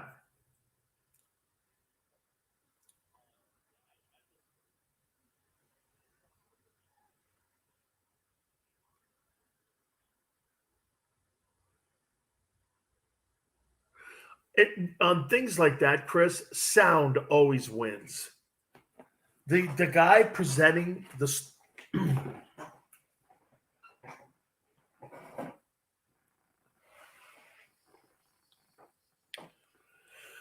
Dan Sileo, USA Radio Network. Just when I say Jalen Hurts sucks tonight, guy throws a touchdown and kind of closed the gap a little bit here, but I still think it's all Dallas tonight. Cowboys have a chance on doing something. They really do. What that is, I don't know yet. This is the war of attrition, too, folks. You understand this, right? Team you see in September, you're hoping to see, if it's going well, you're hoping to see that team in January, right? You're hoping to see that team in December finish up the regular season on a great note. Here's the problem that I think that Dallas has. I don't think Dallas is very deep because of the economics surrounding that team's salary cap. I mean, you squeeze against it. You've put a lot of money into just a handful of players, and the rest of the team and the rest of the positions, like, say, special teams and such like that, right? I think without a doubt they suffer because you're spending money on a running back you shouldn't be giving that kind of money to, or a wide receiver. We've talked about this in the past. Their cap is unbalanced. And anytime you have an unbalanced cap, the Cowboys suffer when there's injuries. How many times have we seen one or two offensive linemen on that team go down? And before you know it, the Cowboys are a train wreck on the O-line because they don't have the depth. That's what's one of the secret sauces I've told you that made the Patriot Dynasty what the Patriot Dynasty was. And you know what that is? They had balance in their cap. That was the special part of what they did. Now, here's week. Let me tell you what week 3 does. And I'll tell you how a team, and I'll tell you how a league, and I'll tell you how evaluators go about evaluating week 3 of the NFL. Okay. 3 years for a player, 3 games for a team. And what do I mean by that? When you're evaluating a player's success in the league, why do you think, guys, that a player's average years played in the NFL is only 3 years? Why do you think that is? Think about that for a minute. If you play 3 years in the NFL, that's an average career. Not average, but it's an average NFL career, 3 years. You think people that play 5 and 10 years, that's not common, okay? Do you know how many guys go into the league in 3 years like myself, okay, in the NFL? I played 7 professionally in other leagues, but do you know that I had an average NFL career? I'm okay with that. Why do you think that is? Because the 4th year you become vested and your pension kicks in. The league determines whether or not you should get another contract or not. And if not, they blow you out. Okay? When it comes to a team, it's 3 games. You start to get trends on what a team can and can't do. And that's where we are now coming out of week 3. That's why I'm not going to just look at collectively this game that was played on Sunday. I'm going to also look at the game that was played on Sunday and where they are after week 3, heading into week 4 here. That's the first quarter poll of the season. Now with 17 games, obviously, it's a longer season. Let's take a look at that. Chris O started my show out talking about these Cardinals here. They're now 3-0 on the season. They win against the Jags 31-19. How about this? They're leading the NFC West. That NFC West, it looks like the best division in football. Okay? Kyler Murray, 316 yards. Murray is such a special-looking talent. He really is. I mean, they are, without a doubt, a damn good-looking football team. Hey, and Urban Meyer, I don't know, long way to go there for Urban. I'll be shocked if Urban Meyer is coaching there in 3 years. I wonder what losing is going to do to him. This has got to be the first time in Urban Meyer's coaching career that he's 0-3. Meyer didn't have losing records anywhere he coached. Bowling Green, Utah, Florida, Ohio State. This guy doesn't have losing records. He's 0-3 in the NFL. That's not the way you want to. Remember, Jimmy Johnson started out 1-15. Okay? I mean, they got talent all over the place here. How about the Falcons going into the Meadowlands and beating the Giants 17-14? Matt Ryan, 243 and 2 touchdowns. They were okay running the ball. The Giants are just poor right now. Saquon Barkley, 51 yards and a touchdown. So what? Daniel Jones, I'll say it again to you. I don't see it. I just don't see it. I mean, Joe Judge, the coach, watch this one. I don't know. I guess so. I think he's okay. I don't know. The Giants are now 0-3 on the season. Falcons run their record to 1-2. Here, let me go back one thing to the Cardinals. Being 3-0, Cardinals are really on to a fine start. I think they can actually make the NFC Championship game if they continue to play like this, especially on the defensive side of the football. I look at the Falcons, 1-2. I don't know. They look like to me a 6-win football team, 7-win football team top, 7-10. They could be something like that. Ravens, how about the way that Lamar Jackson ended up having a come from behind victory, and the way that he led that drive with getting that 3 points to solidify the victory. Has a scoring drive late in the game. They beat the Lions 19-17. Lamar Jackson, 287, 1 touchdown, and he had 58 yards rushing. He's such a beast. I thought Jared Goff didn't play bad. And as I said, the Lions may be 0-3, but they're playing better. Guys, they're playing better. And when you can see improvement, I think the direction of Chris Spielman, I think those guys are really doing, Martin Mayhew and all those guys that are in the building there, I think those guys are really starting to make an influence when it comes to the Lions and hopefully that organization. I can't think. I know, Chris, you're kind of a fan of them. I can't think the last time the Lions were decent. When, the 90s or something like that with Wayne Fontes?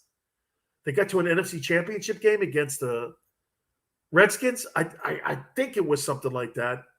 That's the last time they were relevant. I can't even remember the last time they won an NFL championship. 50s? Got to be back in the late 50s, 58, something like that. They won an NFL title. Man, that town has been starving for a great football team. It has been such a drought. There's another team that's never made the Super Bowl. They've made an NFC championship game, but they've never made it to a Super Bowl. How about the Browns taking apart the Bears? And did Justin Fields stink? Holy cow. You know what? I'll tell you something, too. I thought the game looked overwhelming to him. You know what I mean? You would think that a guy who played at Ohio State, that the game wouldn't look so overwhelming. But it looked overwhelming to him. And he was terrible. 68 yards pass, and Baker Mayfield was decent. 246 a touchdown. Nick Chubb, 84 yards. Cleveland sitting now at 2-1. And if you go over and you think about where they are, 2-1, yeah, man, Browns look like they're one of the teams to beat in the AFC. Say the same thing about the Ravens. They look like one of the teams to beat. It's been a good 3 weeks for the Ravens. Lost a heartbreaker to the Raiders in the opener at Las Vegas. I mean, they look pretty good. This was a team that I told you to pick on Friday because I think the Steelers are dead. And that's a damn shame. You know, in my lifetime, I don't ever remember the Pittsburgh Steelers stinking so bad. Their O-line especially. That is a revamped O-line. Ben Roethlisberger looks terrible. I don't care if he threw for 300 yards. They got outplayed. Joe Burrow was good. Hey, Joe Mixon was good. How about the kid from LSU, Chase? You know, for all the things that people were saying about him, 65 yards and 2 touchdowns, that kid looked pretty good. They're doing good things in Cincinnati. I am a fan of what's going on in Cincinnati. Think about something here for a minute, too. Think about this, guys. I've said this before, and I'll continue to say this again. How about this, guys? Ohio State has never produced an NFL quarterback that was worth the crap. Never in the 150 years of the program had they produced anybody. They had Joe Burrow in the building. Okay? They had Joe Burrow in the building. And you know what they told him? You're not good enough to play here. He goes out and wins a Heisman Trophy and a national championship. So when you're talking to me about evaluating quarterbacks in Columbus, I'm going to question that. Ryan Day was part of that process with Urban Meyer when they told Joe Burrow that. And so I'm like this, well, I don't know. If Justin Fields doesn't work out, would you ever draft another quarterback out of Ohio State again? They've all sucked. Every single one of them has not been good. And I love what they're doing in Cincinnati. Like I said, their roster, their defense, I like it. Colts and Titans. Boy, I'll tell you, two teams going in completely different directions here. I mean it, man. Derrick Henry, 113 yards. He's such a freaking beast. Wow. Is he good? Tannehill, 3 touchdowns, 192. Look at that.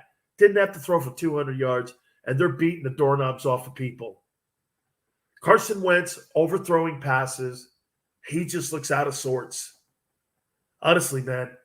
Pittman, kind of decent. For a football team, how about this? That team looked better under the direction of Phillip Rivers than it does under Carson Wentz. And they've got a lot of dough lined up with Wentz. A lot of dough. And I like where the Titans are going because that's a physical football team. How about this one here? Here's one of the significant games that I told you a couple minutes ago. Chargers beat the Chiefs. This is a team that the Cowboys just beat. The Cowboys beat the Chargers on a 56-yard field goal. Hey, man, the Chiefs end up losing this ball game 30-24, and Justin Herbert, 4 touchdowns against the Chief defense. Mahomes, 260 and 3 touchdowns. The problems that you're having now in Kansas City, they can't tackle anybody, and the offense is having too many turnovers. Kansas City, I told you, like I said on Friday, there's something weird about them. They just don't look right. Coach gets sick too, Andy Reid, right? Gets rushed to the hospital. I don't know. I'm not seeing Kansas City right now as a team where I'm going, yeah, they're one of the better AFC teams. Now, will that turn itself around? I don't know. They just don't look very good on defense. How about the job that Sean Payton? You know, Sean Payton may get Coach of the Year award if this Saints thing turns out to be something where he's absolutely in a reclamation project with Jameis Winston. Make Jameis Winston back into a superstar quarterback again. They beat the hell out of the Patriots. The game wasn't close. Mac Jones, 270 yards, 1 touchdown, but they were dinks and dunks and this and that. Winston, here, how about this one?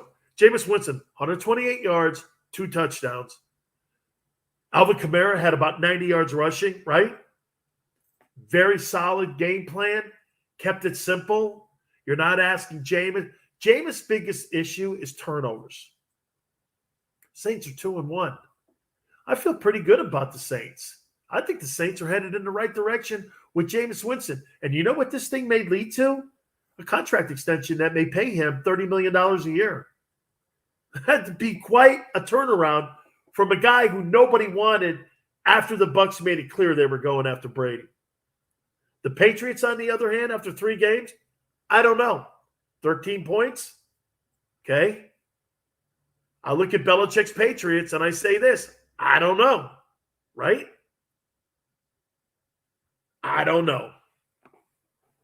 Washington and the Bills. Tyler Hanke. Hey, man. Okay. Where's Washington going? 21 points. The Bills crush him at Ralph Wilson. Josh Allen looks like the guy he was a couple years ago. Okay. Last year, actually. 358, 4 touchdowns. They're good, man. Bills are one of your better teams. Patriots, though, going back to them a little bit. I don't know, man. I don't think Bill Belichick has a winning record team in the remaining years in the NFL. I don't see that team with a winning record. I may be wrong. I'll change my I'll have a come to Jesus conversation. If that team finishes above like 10-7, you think the Patriots are a 10-7 team? Boy, I don't see it right now. I don't. I see the Bills being a 12-win team. Dolphins and Raiders. Tua Tagovailoa's out. I don't think Jacoby Brissett played bad in this ball game. I don't. Okay? I think the Raiders played really well in this game here. I think they really played well. Derek Carr's got to be an MVP comp. Okay? He's got to be in the conversation for MVP. He totally has to be. All right. We'll finish this up here. These games, man, are telling me a lot about what we're going to see the remainder of the season. Don't forget, folks, go to podcasterwarehouse.com.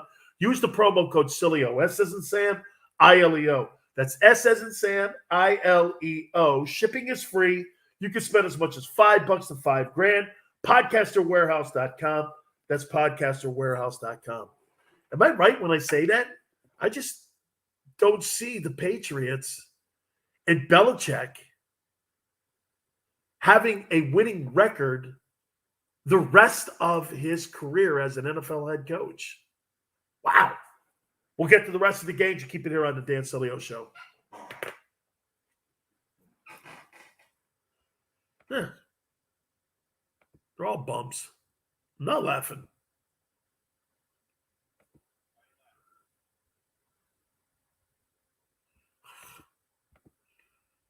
I don't answer to board ops.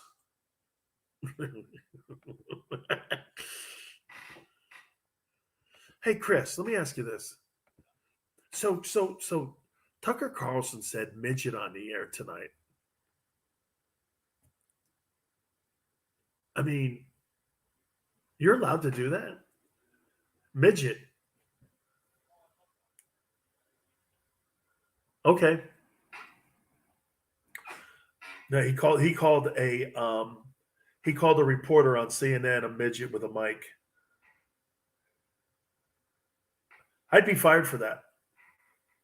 Sports radio.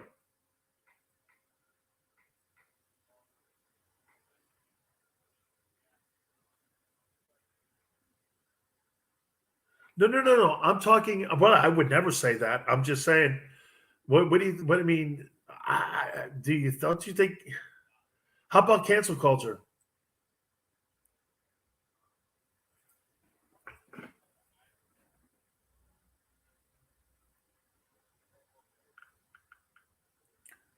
Yeah, they tried to do it to Nicki Minaj. She blew it up in their faces.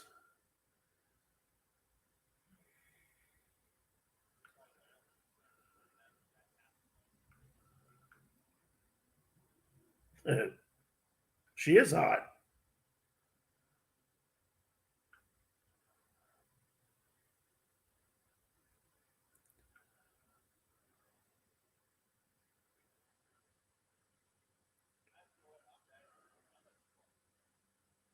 Why? For what?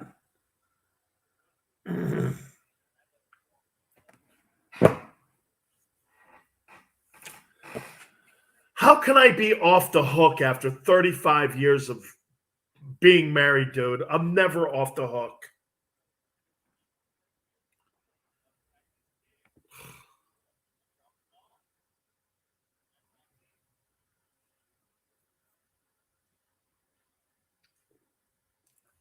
Ugh.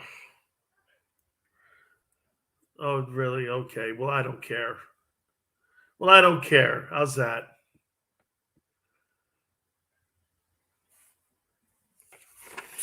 No, that's what I'd be cooking for myself.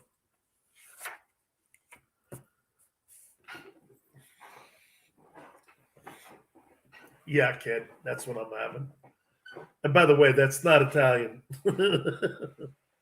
Wow.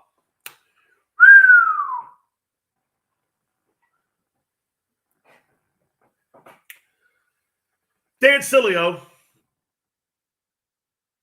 USA Radio Network. By the way, significant game tonight being played with the Cowboys and Eagles. Keep you updated here. We'll get to it in the next segment. These games, man, I mean, really, on Sunday, I'm sitting there watching these games and I'm going, wow, man, so many different outcomes. The league is, unlike college football, where college football is completely, let me say, I mean, it's predictable. There's one of the 4 teams is going to win, the major teams, right? Ohio State, Georgia, Alabama, maybe Oregon. One of these teams is going to win the national title this year. I don't think anybody's going to surprise anybody. Let me get back to these 3 games. But in the NFL, man, I don't know who's going to win it. I really don't. I know it won't be the Jets. 0-3, and do they suck? Hey, watch this. Bang! I mean, the Jets they're terrible. It's the worst professional organization in the NFL for a major market. The Jets always suck. Broncos are 3-0. I am so rooting for Teddy Bridgewater. I really am. Man, here's a guy with a catastrophic knee injury a few years back. Bridgewater, 235. Melvin Gordon, a former Charger, giving him enough on the running game for them to be able to move the sticks. Probably saying Vic Fangio his job. I mean, they shut out the Jets 26-0. The Jets under Robert Staley look awful. There's nothing remotely redeeming. Even Zach Wilson, their first-round guy. I'll tell you, over the first 3 games, way to go, Broncos. That's a great story. How about the Hawks getting smashed, the Seahawks? Vikings at home in Minneapolis, they beat the doorknobs off them. Kirk Cousins, 323 yards and 3 touchdowns. Hey, man, he's playing great football. Vikings are 1-2. Seahawks are 1-2. 2 straight losses now for Seattle. Wow. Here was kind of a shocker, but I predicted the Rams would upset the Bucs. I said that they would upset them, and they did. And 30-24, that game wasn't really close. Rams are now 3-0 on the season. Man, I'm gonna flat out tell you here, Rams look tough. Matthew Stafford was awesome. Okay, they ran the ball well, but how about Deshaun Jackson? There was a Deshaun Jackson sighting. Kid ended up going for like over 120 yards. I mean, he was really good in this game. Packers, as I said. Hey, Packers after 3 games, I feel pretty good about the Packers. You know, after getting beat by the Saints in the opener and getting worked over, I'm all right with them. I think the Packers are back on track. Aaron Rodgers is completing 68% of his passes. I don't know. 49ers are sitting at 2-1. And you know what you got? You got people saying this. What about starting Trey Lance? Trey Lance would be in the same position as Justin Fields if you put that dude in the game. Do not think that you're going to be able to do something like that and get that guy in a position where you think that guy's going to be able to play better than Jimmy Garoppolo. Jimmy Garoppolo is a winning quarterback. Here's a stat for you. Jimmy Garoppolo is 24-6 as a starting quarterback since he's been in San Francisco. You heard me right. He's 24-6. All right? That's a pretty impressive record. And there's the Panthers and Matt Rule. 24-9 over the Texans. Texans, again, sitting at 1-2. But how about the job, man, that Sam Darnold, 300 yards in the air. They were able to run the ball, and they look good. He goes up to New York, makes a deal for him. Remember, they were kicking the tires on Deshaun Watson too. And they bring him in there. And I'll tell you what, the Panthers are another one of those stories. Look at all these great storylines for the undefeated teams. Look at this thing here, man. Rams 3-0. Panthers 3-0. Broncos 3-0. Raiders 3-0. These are all teams, not all of them, but these are some of the teams that absolutely have been struggling after the last couple of years. And your Cardinals 3-0 in a very competitive NFC West. Man, good stuff. Eagles tonight are dominating the Cowboys. And it's really been since the first quarter. And it's clearly, I'll tell you something. The play of Dak Prescott and the ability to be able to run the ball for the Cowboys has been the significant difference in this ball game. All right, we'll reset.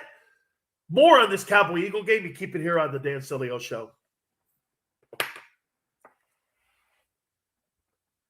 Yeah, okay, kid.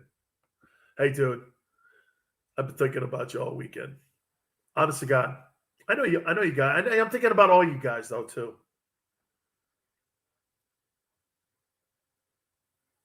Yeah, I know. Especially when somebody had such a overwhelming presence, bro. I'll talk to you tomorrow. Have a great one.